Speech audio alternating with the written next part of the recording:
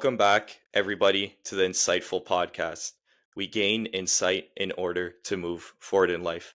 Today, I am joined by special guest, Isabella. Isabella, how are you doing today? I'm doing really well. Awesome. I like getting straight into it. So, my first question is always like, can you introduce yourself to the audience, kind of explain who you are and what you do? So I'm Issa Rodriguez. My full name's Isabella, but I go by just Issa. I am a natural pro bodybuilder, a personal trainer, and a follower of Christ. Awesome. Okay, so I kind of want to get into the backstory of like how you got into bodybuilding in the first place and how did that transition into like you posting content on social media? So originally, I started lifting just because I was a little bit overweight, like nothing major, but I just wanted to lose a little bit of fat. And then once I actually got into the gym, I really fell in love with just the process of it. And I ended up moving from like my normal commercial gym. I upgraded to a more bodybuilder style gym, and one of the trainers there was putting on a show and talked me into competing there. And I ended up competing, and then I took the overall in my category there, which is like you have to win your class, then you get put into like the basically like the championship class, and then I won that as well.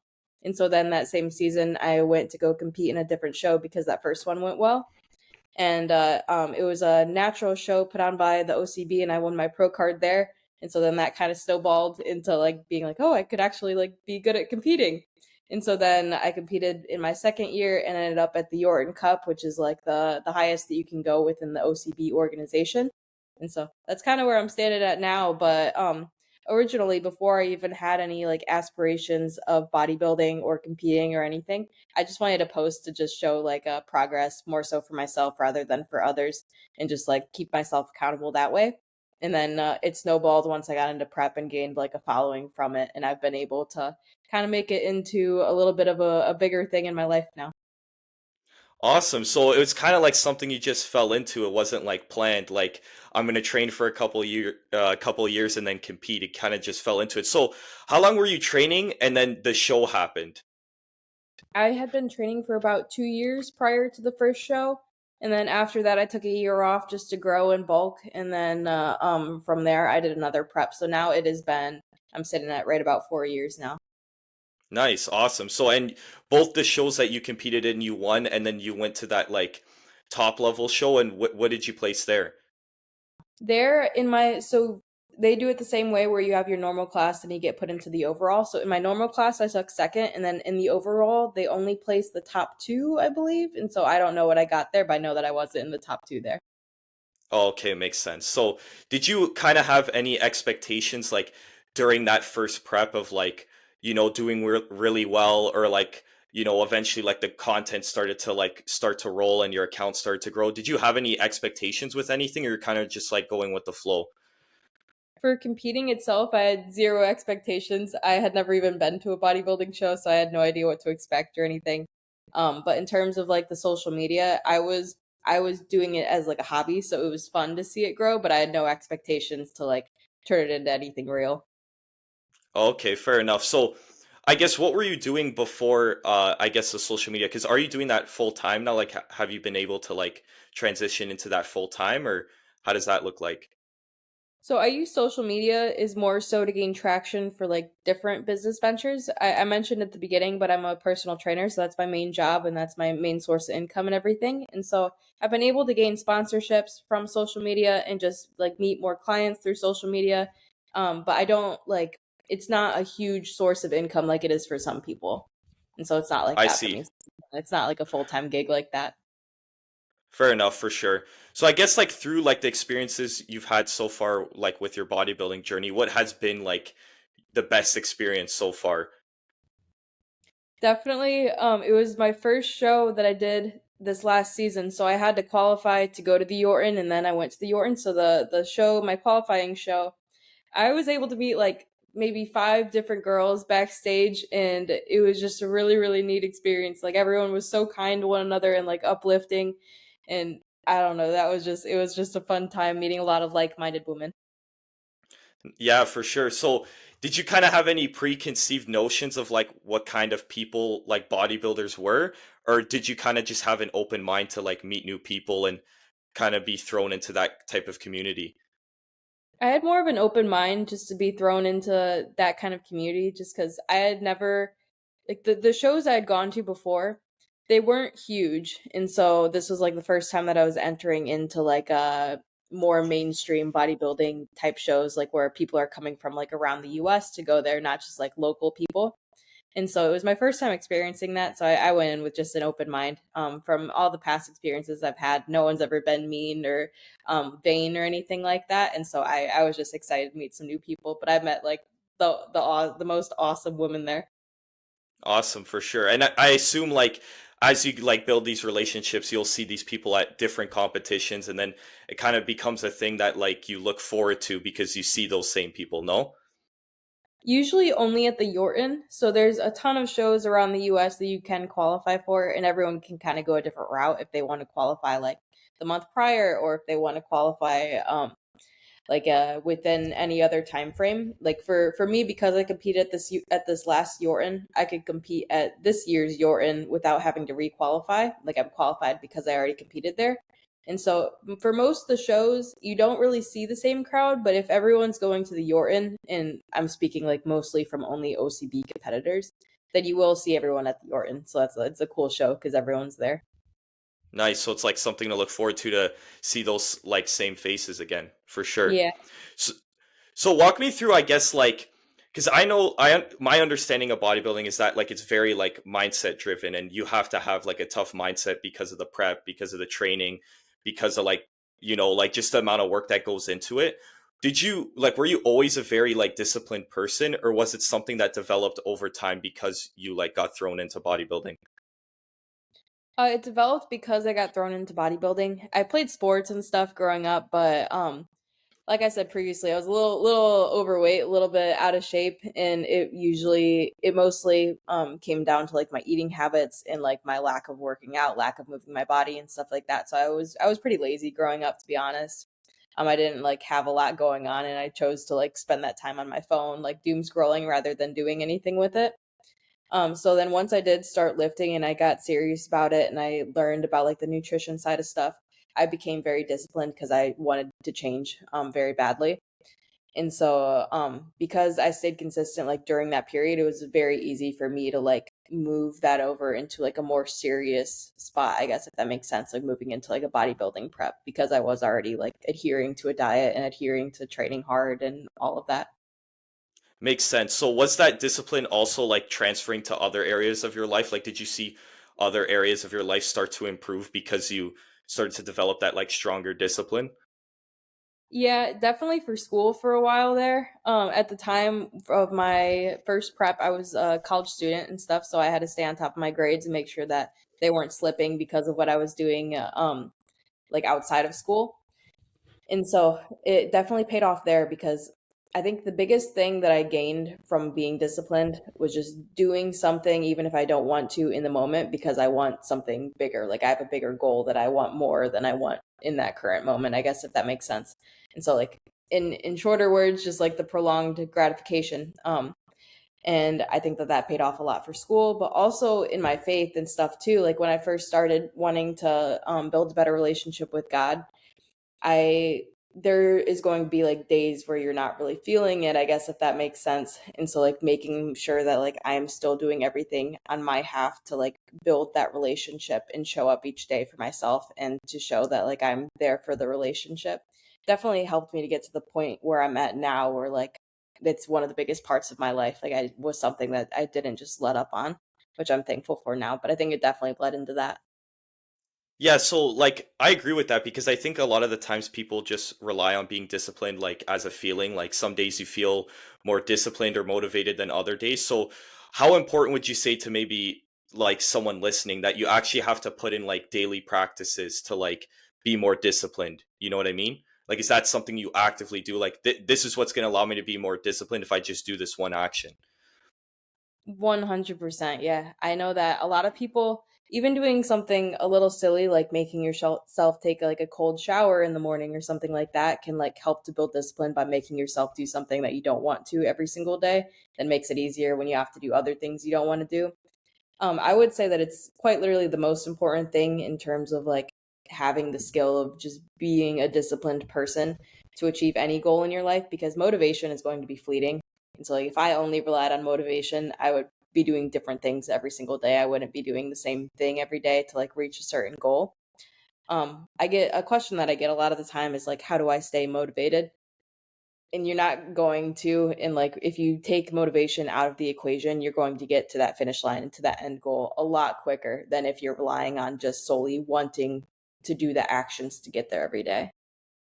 Yeah, 100%. Like I think that's what's like always the thing that people need to come to the realization with is that like even things that are your passion, like things you really love, there's still going to be days like you don't want to do it. You know what I mean? Like I'm very passionate about this podcast and most of the time I want to do it and I want to get new guests on or I want to like make an episode about something I'm currently dealing with. But then there's days where I actually don't want to do it as well, but if you like kind of like focus on those days you don't want to do it, the worst part about it as well is that you start to spiral because if you like catch yourself like giving into those feelings, then the next day you might do it and then the next day you might do it again and then before you know it you've been away from that thing for so long. So what advice would you give to people that are kind of like they kind of act too much on their emotions? Like how do they remove that? I would say that the way that you speak to yourself matters a lot. I think that the way that we, like, our thoughts become our actions, I guess, if that makes sense. And so if you're constantly telling yourself like how much this sucks that you're having to go to the gym or anything like that, like it's going to suck. Like it's not going to be a fun experience because of that. And so same thing when it comes down to dieting, if you're saying like, "Oh, I'm so hungry. I don't know how I'm going to do this. I don't know." Then you're going to be like living in that doubt, if that makes sense. But if you physically like force yourself to think differently, and like even if it feels fake, it feels artificial to begin with, the more that you repeat it, it becomes true. And so the more that you're telling yourself, like, I'm so blessed to be able to move my body today. Like, thank goodness that I'm able to go to the gym and push hard. Like, what a gift that is. Like, what a blessing it is that I'm able to do that today. Then you're going to have a better workout, but you're also going to have a better mindset about that. Same thing when it comes down to dieting. Like I was saying, like if you're like, how blessed am I to be able to control the amount that I eat? How blessed am I to be able to control the foods that I get to have today? That I get to have today? That like so many people don't eat, aren't even going to be able to eat today, and I'm able to. Like what a blessing that is. That's going to change your mindset a lot, so that you're not constantly living in that like kind of downward spiral that you were talking about before. For sure. Like it's like switching that mindset from like thinking the worst to like being in gratitude with like whatever happens in your life. Were you always kind of like that or was that something once again like the discipline that you developed over time? I don't think that one was discipline. I think that that was just God working in my life. To be honest, growing up, I was a little bit of a darker person. I had some like mental health issues and just the regular stuff of growing up. I would use a lot of substances and stuff, just like when I was in my teenage years, and like I haven't touched anything in the last few years now. But at that point, like I was very much in a downward um, spiral, just like with my overall thinking and stuff, and like kind of living in like a doomsday every day. And like once I did start to reach out to God and learn that like I'm just being really, really self centered with most of my stuff, and that's not what we're even called to be doing. Then once I started to live in His light and like in the grace that He's given me, and turn my life into being like, how can I be of service to others? It like lifted so much off of my heart that like instead of being focused on like all the areas that I was falling through, to like focus on like the areas where I can lift up others. And then as a byproduct of that, that like made me feel much lighter, I guess, if that makes sense.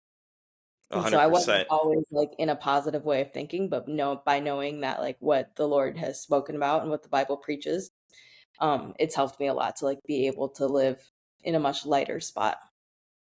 100%. So most people will say they had like a, I guess, a pivotal moment to their faith, like where something happened to them or they thought a certain way and then like everything changed where they tried to start focusing on God more. Because obviously you don't just like change overnight. But did you have a moment like that where maybe something had happened and you like turned to God like immediately and that's kind of when everything changed for you?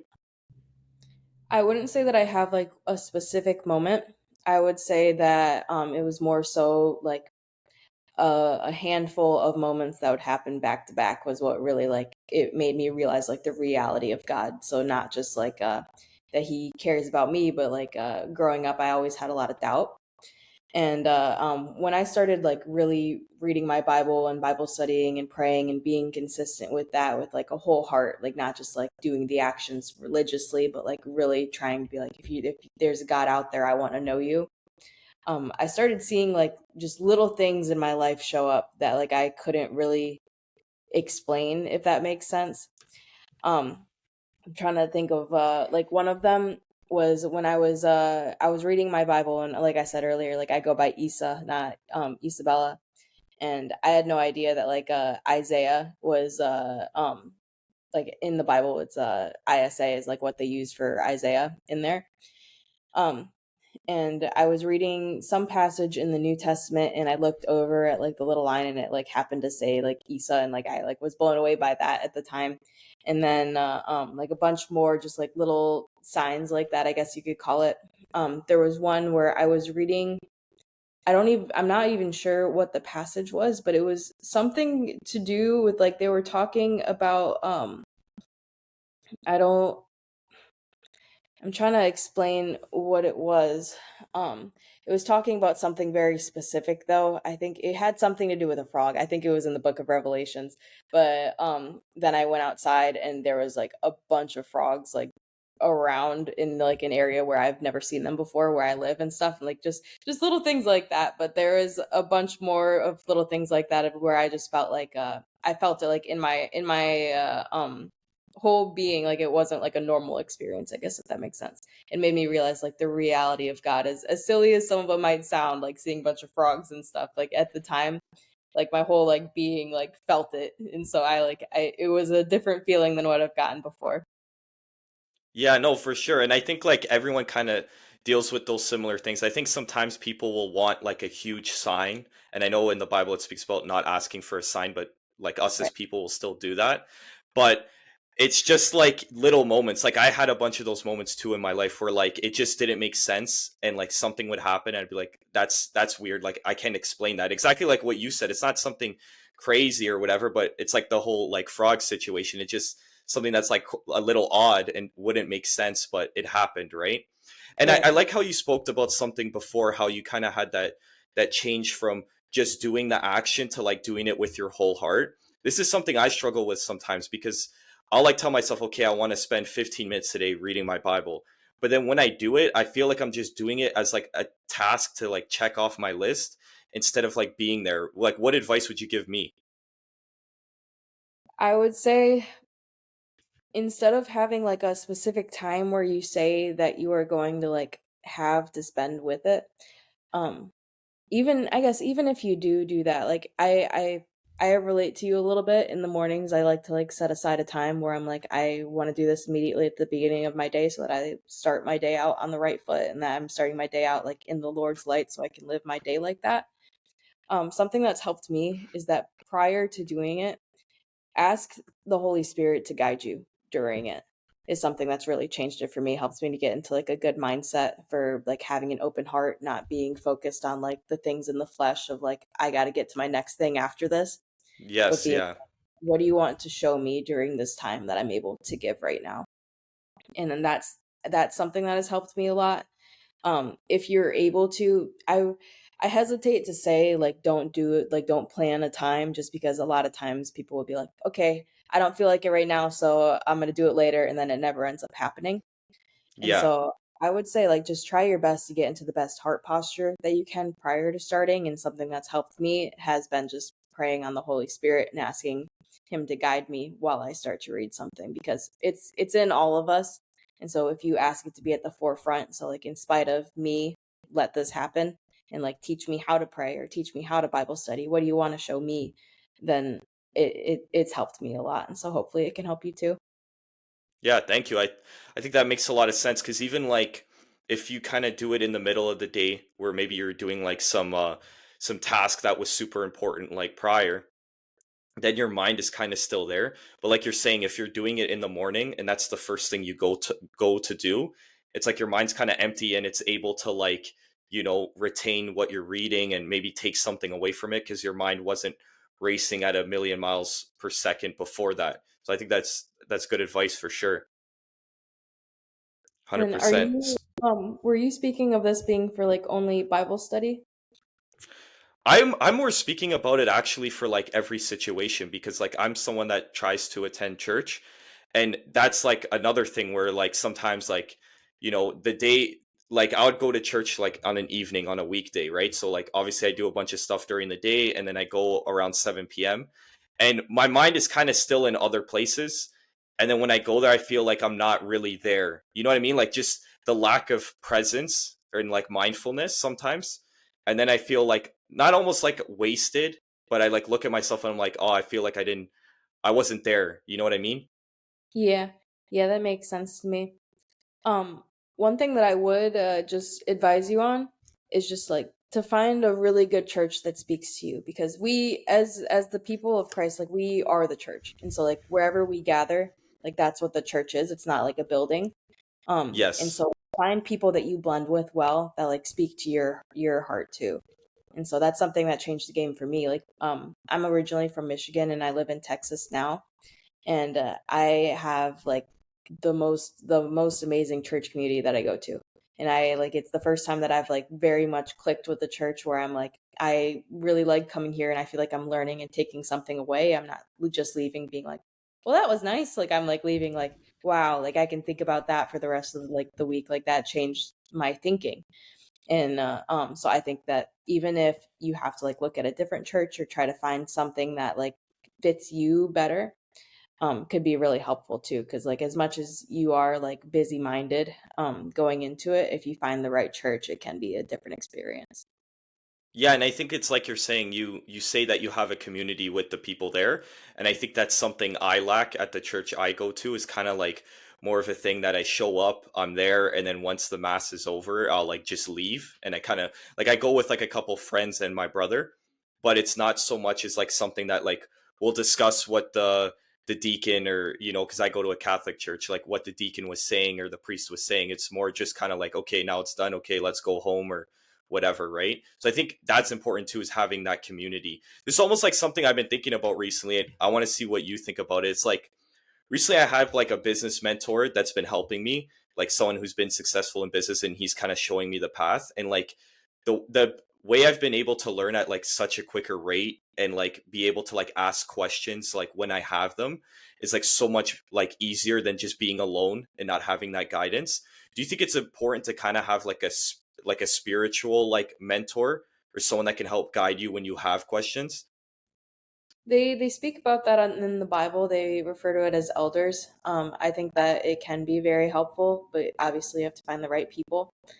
So like the people that you surround yourself with is very important to like not be led astray. And so um, I would say yes, but you have to find the right people. And so like I'm blessed in my life that I have a lot of people that I can turn to when I do have questions like that, and it's been really helpful for me. Um, but yeah, that's basically all I've got to say on that. For sure. So I also want to ask as well, like when you start to get more serious, I guess, with your faith at a certain point, was there like a time you had to maybe like withdraw yourself from like groups of people, or people that were kind of like, maybe you would be like super strong in your faith on the Sunday when you would go to church, but then maybe you would meet up with these people a different day and it would kind of like go elsewhere because they would be focused on maybe more worldly things. Do you think that matters too, is like to kind of stay more focused on your faith, is kind of like separate yourself from those kinds of people?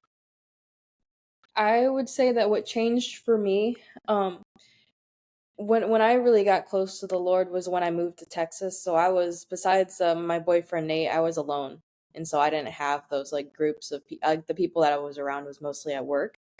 And Hmm. what it changed for me, instead of being like I have to withdraw from these people, it more so was the realization that like the people that Jesus went to weren't the people that were like completely righteous and living the right lives. Like he was bringing his light to like a bunch of broken people, for say. And so I kind of realized like that's also what our job is supposed to be. Like we are supposed to be serving others, and like our job as Christians is to bring his light to as many people as we can. Like preach without speaking, or how does that saying go? Like it's like preach with your actions and speak when necessary. So like show the Lord's light with how you speak to people, how you act and stuff like that. So I kind of realized that like I was put into a position where I could bring that light to a lot of different people that don't know God and don't know Jesus. And then I can also like obviously spread his message and stuff too, when that time comes. And so that was more so how I focused on it, just because of the situation I was in. Like I wasn't surrounded by a bunch of people that were like bringing me down with them, but I was surrounded by a bunch of people that I knew like were good-hearted people and could benefit Mm. so much by knowing Christ. And so I kind of like made it my mission to try to bring that light in. Yeah, no, I respect that a lot because it's exactly like what you're saying. I feel like a lot of what you've been speaking about and like the changes you've made in your life is all just like coming from perspective. So instead of like viewing it as, I need to separate myself from these people, it's more like how can I help these people see what I see, right? Yeah. So how have you been able to, I guess, keep God in the center of your life whilst like having so many things going on as well? Because that's like I feel like the biggest thing I struggle with. I would say continuing to pursue him. So like have it not just be like a 15-minute devotional in the morning, but have it be like every single time that you're worrying that you turn to God. Every single time that you have something to celebrate, you're turning to God and giving him thanks. And like having it be like it's supposed to be a relationship, not like just a religious action of like doing certain things. Like it's supposed to be like he's the creator of us, like our father. And so kind of recognizing that and continuing to build your relationship with him. And even like I said before, like even when you don't want to, like that you're still showing up and you're still putting that effort forward. In my life has shown to pay off by just helping me to get a lot closer to him, to where like everything with him has like become my whole life. Like regardless of what I'm doing, like he is within every action that I'm doing, and he's within everything that's going on. Like I know is because of him. And so he's involved in like the decisions, I guess, if that makes sense. And so the more that you try to build that relationship with him, the more like everything just envelops into it, I guess, if that makes sense. Yeah, no, for sure. So it's like changing that relationship from being like a passive thing, something that's in the background, to more of an active thing. Because that's very true. I think sometimes like we rely on ourselves to like get through hard times, like even times of self doubt, or if you're feeling a bit of despair in something like, oh, I can't do this or I can't do that. I guess in those moments is just switching your focus to God and asking Him for help instead of like thinking to yourself, how can I fix this myself? Hmm. Yeah, like the A way hundred the percent. way that I like to think about it is if anything's worth worrying about, it's worth praying about. It's the only person, or not person, but the only one who is going to be able to really make any changes is the Lord, and whether that's making changes through you, through your heart posture, through your head, anything like that, or through the actions of anyone else around you, like it's all going to be through him. Yeah, 100%. I like that. If it's worth worrying about, it's worth praying about for sure.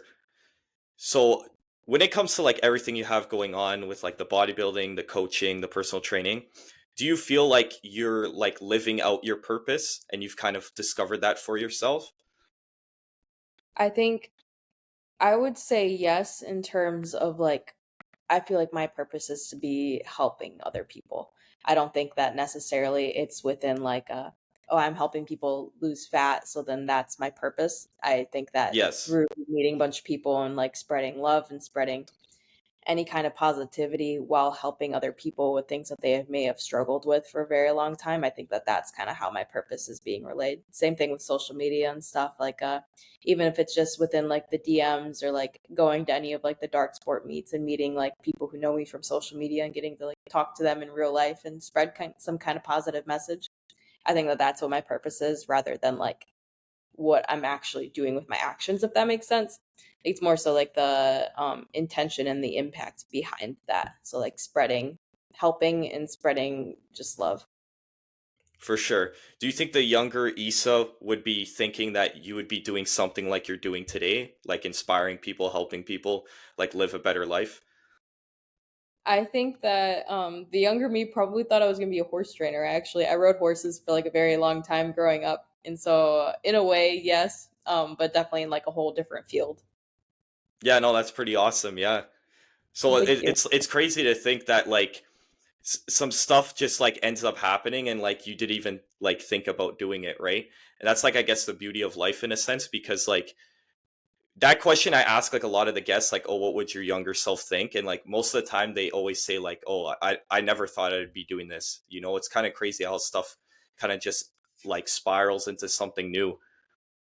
100%. Like I had never in a million years ever thought I would live in Texas. That's that one was a surprise for sure. Was that like a big change for you, like having like moving? Like did you expect to do that as well? I no, I never expected to live out here. I moved out here for a job and to be more so in like the fitness sphere of things, and my boyfriend lives out here, so like that was obviously like a huge, like basically the main reason, and then everything else kind of followed it along. Um, but I no, I never imagined that I would live anywhere except for Michigan, really. Yeah, no, for sure. I feel like especially like growing up in a certain place for like such a long time, it's almost difficult to kind of see yourself away from that place. Like I traveled for the first time in like 2023, and before that like my whole entire life I never traveled. And then I saw like you I guess it's like the cliche, you see how big the world is and then you're like I could totally see myself living somewhere else now because I've like escaped I guess the small town mindset, right? Right. I was lucky enough to travel a good bit growing up because my brothers did travel baseball, so like we would like carpool all around and stuff. So I was able to like see different places, but like there was always something that I didn't like about places. So, like I'd be like, oh no, this place is way too hot, or like this place gets way too cold. And so like I would love being in Michigan because we got the most freezing cold weather, but also like the really nice hot weather, and like we got a little bit of everything. So I was like, this is perfect. But no, definitely like now that I live somewhere else where like we don't have to deal with the crazy winters, it definitely opened my eyes a little bit to be like, there's some places that might be a better fit for me to live in. Yeah, I couldn't agree more. Like I live in Canada and it's I'm assuming like Michigan weather, like the winter's like similar. We're probably worse a bit, but it's probably like very similar.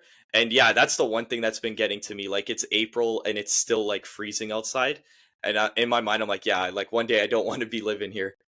Yeah. Yeah, I lived in like the Grand Rapids area, so that's maybe like I think it's like a hour and a half, 2 hours from like the Canada border. And so Oh, we're okay, we're yeah. by you guys, yeah. Yeah, so it's basically the same for sure. So going back to like when I asked you about the purpose, like what advice would you give to someone listening that is like struggling to kind of find that reason to get up every morning?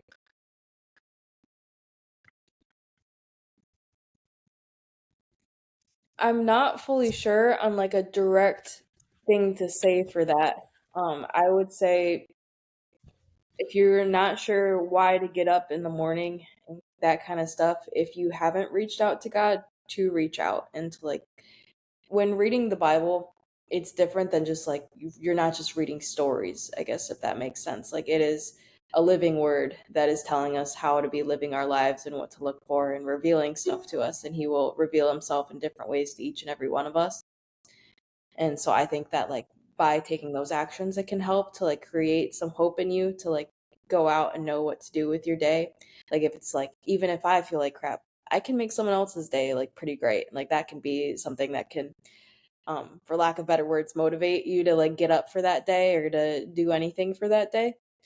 But I think that that's at least the first step to take to like look to your creator to tell you what to do rather than look in your own head for like what you should be doing in your life because or if you do we're just going to be going around in circles. Like nothing of the world is going to fully satisfy you. Like there will always be that next bigger and better thing, but within the Lord like you can find your contentment in any situation that you're in. That's why you find the poorest people who are just happy as can be with where they're at, even if they're like necessarily like in their worldly position isn't the best that it could be because they're with the Lord, they're content with where they are.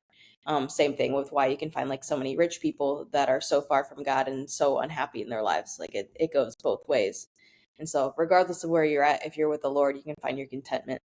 And so I would just that would be my recommendation is to seek that out first. Yeah, no, I agree with that so much because I think on like both ends of like the spectrum, like you could be that very rich person and it's probably very difficult to have a connection with God because you're getting validated and you're, you know, living a life of like material possessions, for example. And it's when you're in that kind of like space or whatever, it's very hard to like seek God because you're getting like all your needs met in a sense. And then also like when you're on the lowest of low in your life, you might feel like, oh God, why are you doing this to me? Like, why do I deserve to be in this position? So I think like if you're able to, I guess, stay strong in your faith in both of those ends, you'll kind of see that like you should be proud of yourself in the sense that you've been able to maintain that relationship. Yeah, 100%. And like obviously it can go both ways too. Like if you're not close with the Lord and you're in a low spot, it can be a lot like a worse of a situation, like feel like a lot worse of a situation. And like if you're in a very blessed position and you are close with the Lord, like it can you can be content obviously like having that much wealth, and maybe it'll like influence you to be a lot more giving with what you have and all kinds of good stuff too.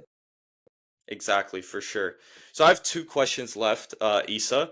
This question is from like everything that you've kind of gone through and if have experienced and the success you have had with like social media, bodybuilding, like what are you most proud of about yourself over these like past couple years? I would say just keeping the focus, keeping it on helping people, not like just for my own my own glory and stuff like that. Like it's very easy to like kind of lean into like more of like being vain about being like look what I did, or look at these stage shots, like how muscular this is, how cool that is. Like keeping the focus on like how can I help people through that is something that I've had to focus on a lot, and just try to make sure that like I know my end goal, that I'm not falling into temptation of trying to make it all about myself, because I know that I didn't do this, but a lot of people will come to me and like give me praise for certain things, and like making sure that I keep it like how can I help you and how can I be helpful with this platform that I've been given, not be like a give me all the praise, how cool I am, like making sure that I keep it on the real message of it is something that I'm thankful that it's been able to, I guess, just say this whole route. Yeah, for sure. Just like staying level headed the whole time. And I think that's why like you see like many people that get success at an early age, like that kind of like ruins them in a sense because they're unable to keep level headed because they've been given so much success. So I think that's very like important as well, like to the people listening, is just staying level headed no matter if you're getting all the praise in the world or none. Like just kind of remaining in that mindset the whole time. Yeah, 100%. Because then it makes it a whole lot easier too when like it goes opposite ways. Like I've had some posts where like people are super positive, very kind under them, then other posts where people are like saying like super hateful stuff. So like if you are staying in that kind of like more humble, level-headed spot, then like the negative comments don't hurt that much either. And like the positive comments, like you're not getting like so blown up just to be torn down by the negative ones, I guess, if that makes sense. Yeah, 100%. So for my last question, I asked this question to every single person on the podcast, and that is Issa, how do you want to be remembered? I want to be remembered as just someone who follows Christ. I want to be someone who like is able to spread that message, and I hope that one day that when I do pass and enter into His kingdom, that He tells me that I did what I was supposed to, and I think that that's I want to be remembered as someone who spreads that light. Amazing. Well, thank you, Issa, for taking the time out of your day and doing this podcast. I think you spoke a lot about faith, things that are going to help me, and hopefully people listening, it can help them as well. So I thank you for doing this. Yeah, thank you so much for inviting me. I loved being on here. Awesome. Thank you. So if you could stay for like a couple minutes after we're done recording, I just want to ask you some questions. But to everyone listening, that's been the Insightful Podcast. Remember to like, comment, subscribe, follow us on Spotify, and I'll catch you guys on the next episode. Rush a cold to a diamond, eyes forever shining. Your beauty alone inspire a nigga to rhyming.